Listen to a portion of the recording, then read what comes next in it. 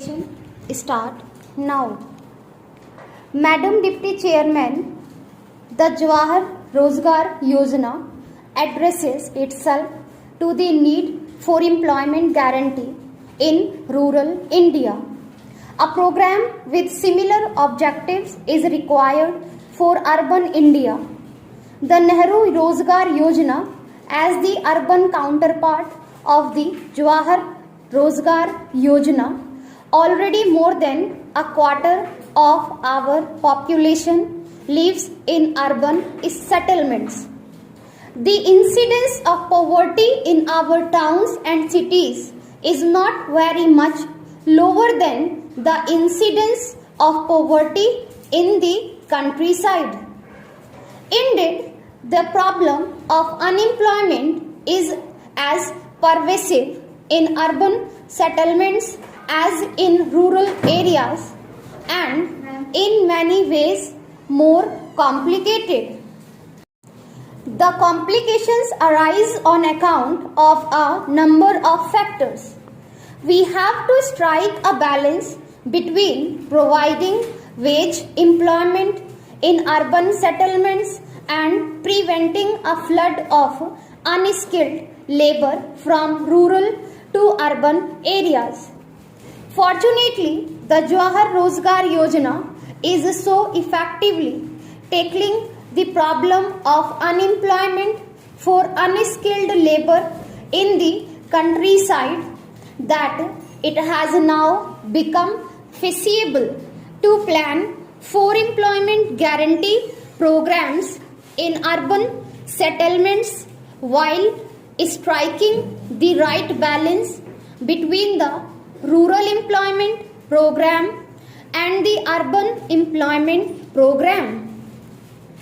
The Nehru Rozgar Yojana will be administered by the Nagar Palikas, who, as in the case of Panchayats under the Jawahar Rozgar Yojana, will be left free to choose what schemes to execute to identify the beneficiaries and to organize labor cooperatives of the urban poor to undertake the program. Guidelines will of course be prescribed regarding the types of projects from among which the Nagar Palikas might make their choice, as also in regard to the financial and technical norms to be observed and the methods to be adopted for hiring labor. We shall make it indubitably clear that neither contractors nor public works departments shall be involved in this work. We hope the Nagar Palikas will pay particular attention to identifying projects that are useful to the community as a whole and in particular to the disadvantaged and weaker sections of society. We are instructing them to especially target at scheduled caste and scheduled tribes beneficiaries in proportion to their population, as also to facilitate 30% employment opportunities for women seeking employment.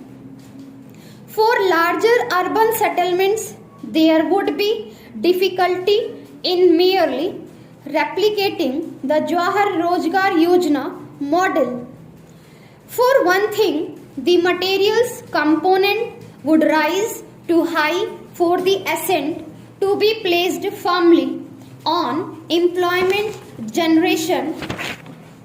Minimum wage rates in larger towns and cities are so much higher than in rural areas that the same amount of money would generate far fewer jobs, while at the same time attracting large number of job seekers from distant rural and Mofussil areas who should really be looked after in their homes or in the vicinity of their homes. Also, fewer jobs for the same amount of money would mean the spread is thin in precisely those urban concentrations where the numbers looking for jobs is much higher and more overcharged with higher expectations. We have therefore decided that the second component of the Nehru Rozgar Yojana should comprise a scheme of generating the required employment through a special thrust to housing and shelter upgradation in all towns and cities with a population in excess of 1 lakh.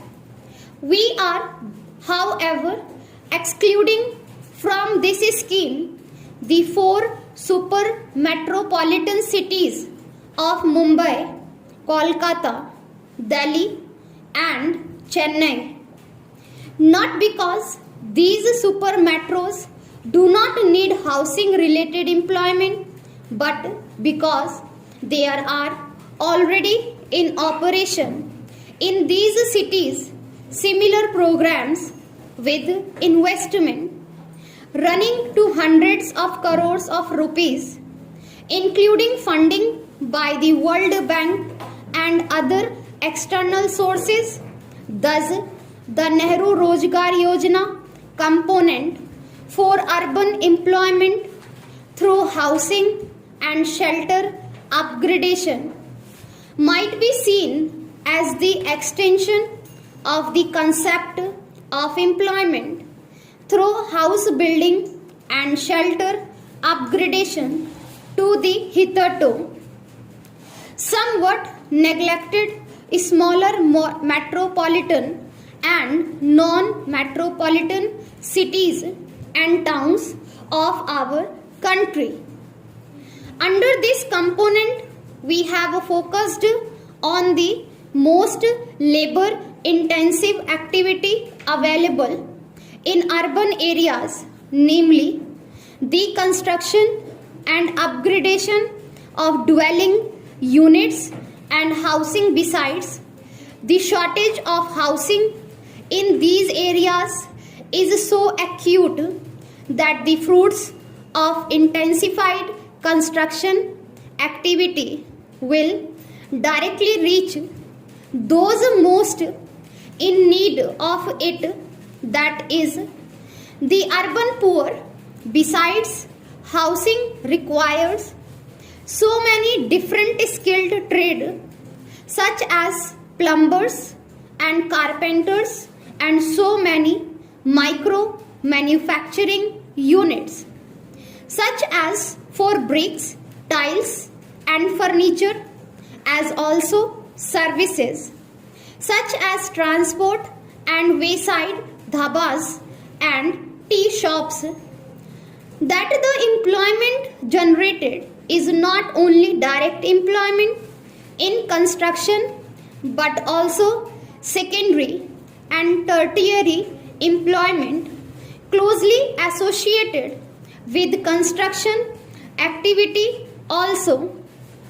Some of the house building and much of the shelter upgradation will be undertaken by family labor. The family is given the opportunity of doing so by being given access to institutional finance. There are 2 segments to this component of the Nehru Rozgar Yojana. We envisage the first segment as a joint enterprise of the union government, the state governments, the Nagarpalikas and HUDCO. The bulk of the work will involve identified families being assisted in shelter upgradation.